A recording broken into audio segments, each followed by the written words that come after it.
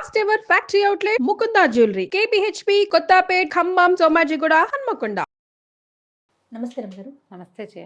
రమ్మగారు, మన గురించి మనం ఏం తెలుసుకుని ఉండాలండి? మన గురించి మనకు అన్నీ తెలియాలి జయ. అన్నీ తెలియాలి కదా. మన శక్తియుక్తులు, ఆ, మన బలాలు, మన బలహీనతలు, మన భయాలు, మన అనుమానాలు అన్నీ తెలియాలి. ఖచ్చితంగా తెలియాలండి. మనమేంటో ముందు మనకి తెలియాలి. ఆ, నాకేం కావాలో నాకు తెలిసి ఉండాలి కదా. ఇప్పుడు అన్నం తినడానికి కూర్చున్నాం అనుకో జయ, ఆడు వడ్డిస్తున్నాడని తింటాము మనం. మనకి కొన్ని టేస్ట్లు, ఇష్టాలు, అవి ఉంటాయా? రుచులు కావాలనే తర్వాత feelings. మన పొట్ట తాలూకు సైజు, అంత Size. సైజా ఇంత సైజా ఇంతే ఆ, ఉందా ఇది ప్రధానం. సైజు. ఉమ్, దీంతో పాటు మన అరుగుదల, మనకు అది ఎంత మటుకు సూట్ అవుతుందో తెలియాలిగా. ఎంత మటుకు అన్నీ తెలుసుకోవాలి జయ. మనం ఏంటంటే చాలాసార్లు మనని గురించి మనం చాలా ఎక్కువ ఊహించుకుంటాం, అదొక సమస్య. మనం చాలా తక్కువ, మన వల్ల కాదని ఏమీ చేయకుండా కూర్చుంటాం, అది ఇంకో సమస్య. రెండు సమస్యలే. అబ్బో ఇవన్నీ నాతోటి కాదబ్బా, ఇవన్నీ ఎవరు చేస్తారు, అబ్బా మళ్ళీ ఇంకా పని చేయాలా, ఈ పని ఎవరు చేస్తారు, ఎంతెవరు చేస్తారు, నా వల్ల అంత కాదు, మనతోనే అంత కాదు, ఇవే. అలాగే గెంటుతూ చేస్తాం, నిజంగా వెళ్తే చేసేస్తాం. కానీ నా వల్ల కాదబ్బా, బాబు ఇంత పనే నేను చేయలేను.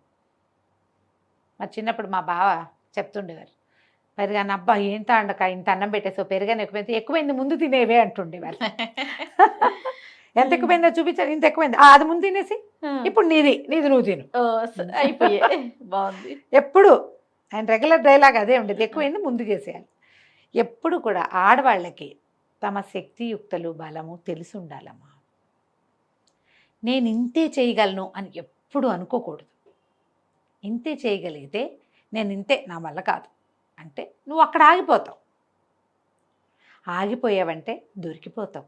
ఉమ్, దొరికిపోతే ఇంకేముంది, ఇంకేం లేదుగా. అంతేగా.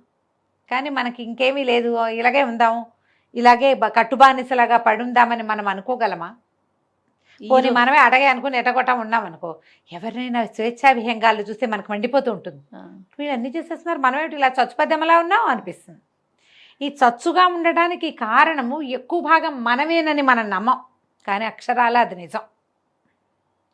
మనం చచ్చుగా చేతకాకుండా, ముందుకెళ్ళలేకుండా, ఏదో పనికిమాలినతనంగా అలా ఉన్నాము అంటే మనం ఏం చేస్తామంటే వీటన్నిటికీ కారణాలు చుట్టుపక్కల వాళ్ళని చేస్తాం. మా అమ్మ నాన్న అలా పెంచారంటాం, మా ఆయన అలాంటి వాడంటాం, మా అత్తగారు రాకాసి అందుకే నేను ఇలాగున్నానంటాం.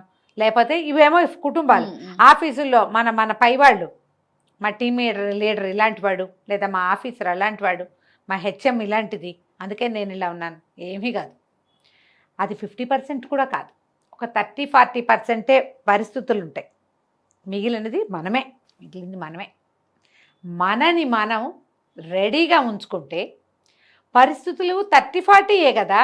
మెల్లిగా ఒకటి తోస్తావు, 10% వెనక్కి తోస్తావు దాన్ని. తర్వాత నీదే ముంచేయి పై చేయి అవుతుంది.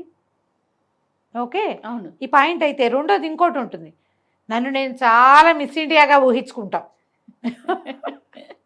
మన సౌందర్యం, మన తెలివి, మన సమర్థత మనకు వచ్చినంత ఎవరికీ రాదు, మనకు తెలిసినంత ఎవరికీ తెలీదు. మనం ఏం చేస్తే అదే సూపరు, మనదే.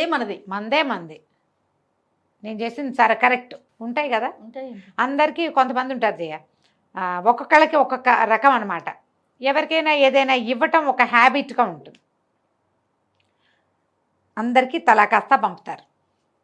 ఎవరో చుట్టాల్లోనో ఫ్రెండ్స్లోనో ఏదో కొన్ని వస్తువులు వచ్చాయి, కొన్ని చేసాం, ఓ పచ్చడి చేసాం, కూర చేసాం, పప్పు చేసాం, లేకపోతే ఏవో కొన్నాం, పంచి పెడతారు. అది అవతల వాళ్ళని సాటిస్ఫై చేస్తుందో లేదో పొరపాటును కూడా కనుక్కోరు. అవతల వాళ్ళు మొహమాటంగా చెప్తున్నారా నిజంగా చెప్తున్నారో తెలుసుకోరు. పంచటం మా యొక్క హ్యాబిట్ అనుకుంటారు. ఎందుకు వాళ్ళకి నచ్చింది, ఎందుకు ఆ పనులు, ఇదో గోల. అక్కడి నుంచి అవతల వాళ్ళకి సలహా చెప్తాం, అందరికీ సలహాలు చెప్తాం. అవతల వాళ్ళు తీసుకుంటున్నారో లేదో నీకు విధానంలో కనపడుతుంది, అది ఆలోచించాం. ఈ రెండు సమస్య, ఇది కూడా ప్రాబ్లమే. అక్కడి నుంచి ఏదైనా పనికి అన్నీ నేను చేసేస్తా అంటాం. నేను చేస్తాను, నేను చేసిస్తాను, నేను చేసి పెడతాను, నేను ఉంటాను, నేను వచ్చేస్తాను, నేను నిలబడతాను. ఎన్ని ఎలిమెంట్స్ ఉంటే మనం చేయగలము జయ. మరి ప్రతిసారి చేయగలుగుతామా? చేయలేం కదా. పోనీ దానికోసం చాలా కష్టపడుతున్నాం అనుకో, తగిన విలువ లభించట్లేదని ఫీల్ అవుతాం. మనకి విలువ లభించని చోట సహాయాలు చేయొద్దు, లేదా విలువ ఆశించకుండా ఉండు. పోనీ చేసి ఆశించొద్దు. నేను చేయదలుచుకున్నా చేసా అంతే, వాళ్ళు ఏమనుకున్నా సరే. కానీ వాళ్ళు బాగా చేయట్లేదు, నిలబెట్టుకోలేదు, వాళ్ళు నిలబెట్టుకోవట్లేదు. నేను ఎంతో చేశాను కానీ నన్ను గుర్తించట్లేదు, నా వల్లే బాగుపడ్డాను ఎవరికి చెప్పరు వాళ్ళు.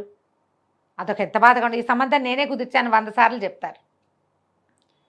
వాళ్ళు చెప్పాలి కదా, అసలు చెప్పాలి కదా. అసలు వాళ్ళు చెప్పాలి కదా. ఇప్పుడు నువ్వు ఒకళ్ళకి ఒక సహాయం చేసావు, వాళ్ళు లేదా నువ్వు ఒక చెప్పుకోవాలి. పని చేసావు. మనమే ఓ పని చేసాం, ఎంత బాగా చేశారు అని 10 మంది అంటారా? మేము చేసాం చూడండి అని నువ్వే చూపించుకుంటావా? ప్రస్తుతం అట్లానే ఉన్నాం కదా సుమగారు. కదా, నేను చేశాను చూడండి చూడండి అంటారు, ఓ అంటారు, అంతే. ఓహో అనరు. అనరు. ఈ ఓహో అనిపించుకోలేని పని ఎందుకు? ఓసారి చేసావు 2 సార్లు చేసావు, మానే హాయిగా. శక్తియుక్తులు తెలుసుకోండి. ఇప్పుడు మీకు అదైనా సరే సమస్యే, ఇదైనా సమస్య.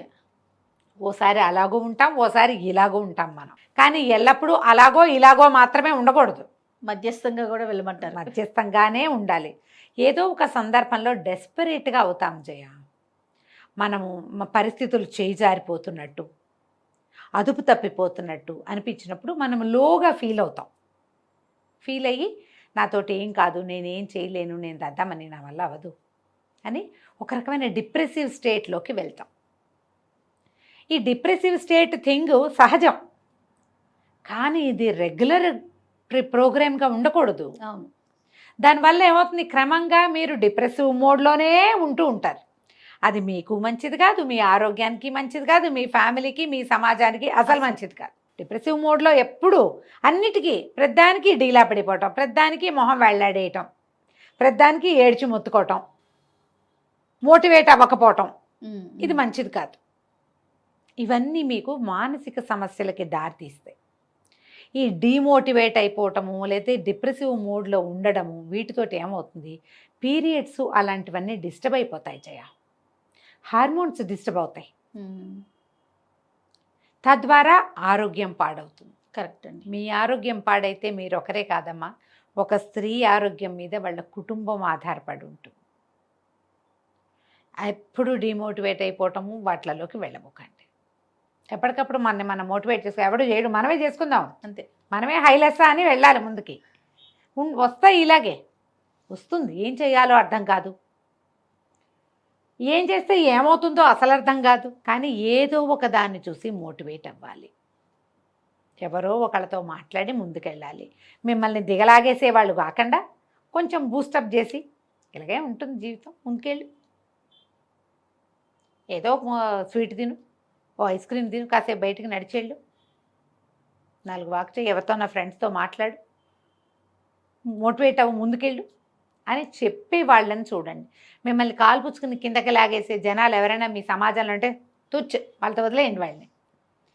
ఎప్పుడైనా వాళ్ళే హలో అనాలి, మీరు మాత్రం హలో అనదు. వాళ్ళు హలో అన్నప్పుడు అనండి, మీరే పనిమాల ఫోన్ చేసి మళ్ళీ ఇంకా కిందకి వెళ్ళిపోయే ప్రోగ్రాం పెట్టద్దు. అక్కడి నుంచి ఇంకొకటి ఉంటుంది, నువ్వు తోపువి, నువ్వు తురుమువి అని మిమ్మల్ని రెచ్చగొట్టే వాళ్ళు ఉంటారు. అవును రాము గారు, చాలా మీకంత మీలాంటి వాళ్ళు మీరే. నువ్వు ఏమైనా చేసేయగలవు, నువ్వు ముందుండు అని తోసేవాళ్ళు ఉంటారు. నిన్ను తోస్తున్న వాళ్ళు ఎందుకు ముందులేరా ఓసారి ఆలోచించు. కరెక్ట్. అవునా పాయింట్? ఈ తోసి వినోదం చూద్దాం అనుకుంటున్నారా? నిన్ను ముందుకు తోసి వాళ్ళు ఏదైనా ఆశిస్తున్నారా? ఇది ఆలోచించండి. అలాంటిది ఏం లేకపోతే పర్వాలేదు, కొంతమంది ఉంటారు అట్లా, మన హైలెస్ అంటూ ఉండేవాళ్ళు, వాళ్ళే అంటుంటారు, మనం అనక్కర్లా, మన పడవని వాళ్ళే తోస్తారు. కానీ మీరు తోయబడద్దు. What is me, what I want, ఈ 2 మీకు తెలియాలి. తెలీదు, ఇప్పుడే ఆలోచిస్తున్నారు మనం మాట్లాడుతుంటే. ఇప్పుడు ఆలోచించండి, అసలు నేనేం చేయగలను,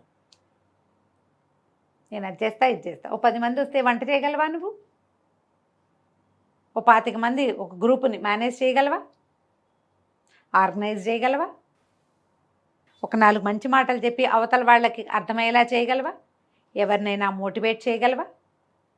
ఎవరికైనా నచ్చ చెప్పగలవా? కనీసం నీ పిల్లలకైనా.